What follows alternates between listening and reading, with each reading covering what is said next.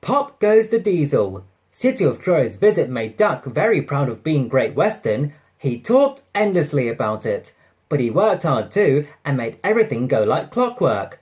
The trucks behaved well, the coaches were ready on time, and the passengers even stopped grumbling. But the engines didn't like having to bustle about. Duck told them. They groaned. They were glad when a visitor came. The visitor purred smoothly towards them. The Fat Controller climbed down. He said, purred Diesel in an oily voice. And he purred towards them. The silly engines were flattered. They murmured. Duck had his doubts.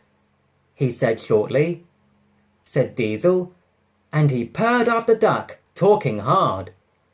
Ordered Duck. Diesel looked hurt. Said Duck.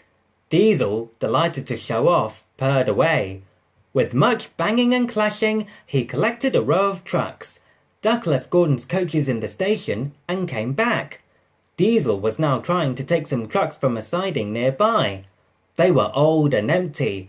Clearly they had not been touched for a long time. Their brakes would not come off properly. Diesel found them hard to move. Pull! Push!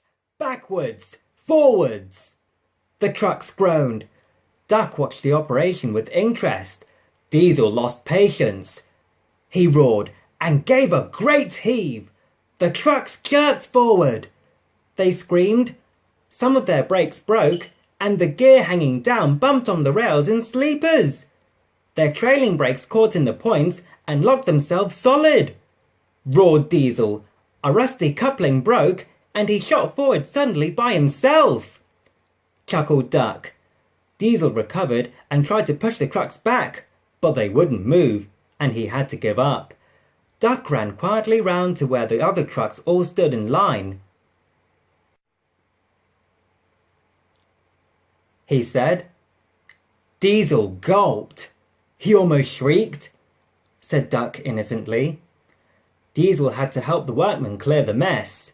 He hated it. All the trucks and coaches were laughing. Presently, he heard them sing. Their song grew louder and louder, and soon it echoed through the yard. He growled, and scuttling away, sulked in the shed.